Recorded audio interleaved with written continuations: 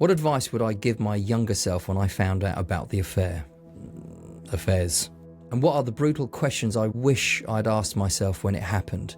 Have you just found out about the infidelity, perhaps over Christmas or the New Year, and are now sitting there thinking, how the hell am I meant to survive this, let alone how do I rebuild anything with or without my partner? And if this resonates, well, this is the video for you.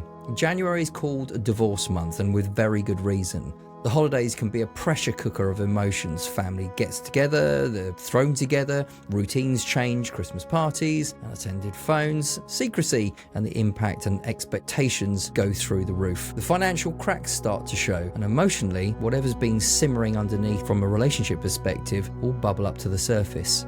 For some couples, that pressure leads to someone seeking comfort outside of the relationship. For others, it exposes an existing affair or highlights that the relationship has been degrading for a while. The holidays just became the straw that broke the camel's back. Either way, the outcome of finding out whether it's a one-off or a long-term situation can leave you devastated and in disbelief, grief, angry, numb, all of the above and more. You might now doubt yourself. Can I ever trust myself and or another person ever again? You might be replaying everything over in your mind. Where were the signs? Did I ignore the red flags? What did I do so wrong?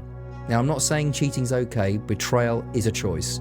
Cheating is a choice, but relationship conditions are often co-created, and if you choose to repair, understanding the full story matters. This is the paradox of change, with 3 therapists having one honest conversation about friendship, intimacy, and sex. Today I'm covering what happens when the infidelity detonates within your relationship and what you can do to help yourself in the aftermath. So when a partner cheats, it hurts. It's a given. You didn't deserve it, and it's not right at all, in any way, shape or form. I can't stress that enough. But I believe we can see pain as an important sign or even organic information. It's the body's way of telling us that something matters and something needs attention. And if you can recover just enough to see it, this can be a turning point. So what do you do next? How do you respond? And what you choose to face can become the start of a significant change and potentially a seismic shift for your well-being. So, I recommend slow down. If you're deciding whether to stay or leave, here's something important. Do not make any life-altering decisions in the heat of this first wave. Your nervous system is in survival mode. You want to fight, run, freeze, or control. So know that that's okay and it's normal, but use this moment to slow down. Acknowledge what you feel and plan your next move, but do it with support. Sometimes the unfaithful partner has already emotionally left and the relationship is dissolving. There's nothing you can do about that other than ride the wave. Other times, you've just found out, and both of you are saying you want to repair this, you want to fix it, and you want to give it a go. For some people, infidelity is an absolute hard line to cross. For others, the relationship is tied to, well, bigger things like family, home, shared identity, a whole life. If you're going to rebuild, you'll likely need help understanding what infidelity meant and what a new relationship would need to look like from here. Now, I'm not going to pretend that this is easy because it's not. There's no 2 ways about it. But I wish I had 5 questions when I was experiencing it for myself. So, here are 5 questions to ask yourself if you're in that kind of in-between place and you're trying to work out whether repair is possible. So the first one is, am I staying out of fear or abandonment? Or is this from a genuine relationship, a valuable relationship stance? Am I clinging because I cannot bear being left on my own or losing the life we built? Or do I truly value what we had and believe there's something worth rebuilding? And the second part to that question is this love or lifestyle that I'm losing?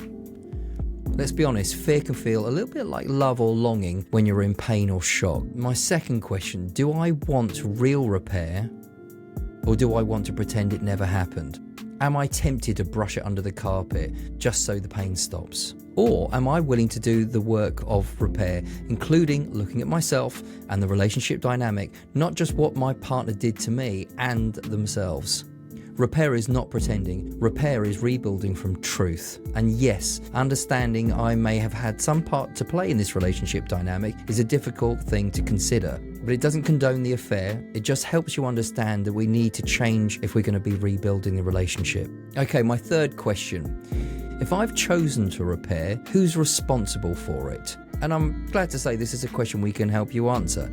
In the early stages of recovery, the person who did the betrayal and broke the trust has to do the work. End of story. However, this is a kind of a non-linear process in this repair. If you're rebuilding a new relationship, both parties are going to have to do the additional work for the new relationship to grow. So we need to consider how we move on. This is not about blaming the betrayer. This is about understanding the full story so you don't rebuild the same relationship that was broken. And yes, you can thank Lottie for this little gem. Number 4, I think this is an important one. Who can I trust while I'm going through this? This matters more than most people realise. When your world has just collapsed, you'll want support and validation. But please be careful who you choose and who you bring into the fold. Choose people who are steady, emotionally mature, and not invested in turning this into warfare.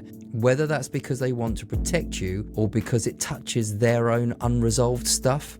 If you only surround yourself with the people that want to punish your partner, you may feel temporarily soothed and reassured, but you can also get swept along with someone else's history or end up fighting someone else's battles. And yes, I've seen this happen. The uncomfortable truth is if you want repair, you'll eventually need to hold 2 different things at once, your pain and your accountability for your growth.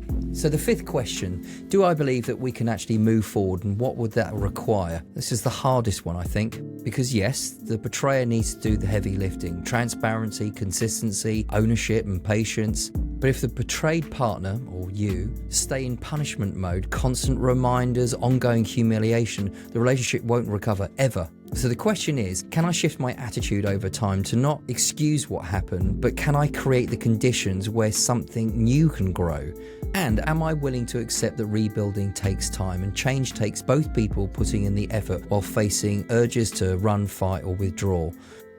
You might be in complete disbelief or grief right now. You might be furious, numb or anxious, or this might have happened to you years ago and it's still living rent-free in your head and heart.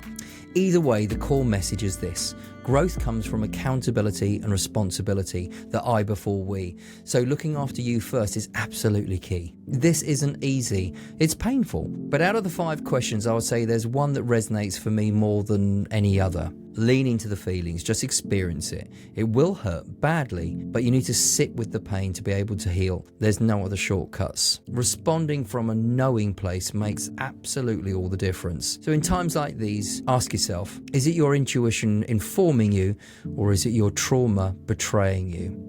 You cannot build a healthy relationship if you haven't faced your own patterns, your own wounds, your own relationship behaviours, and your unconscious family history that shows up when the pressure's on.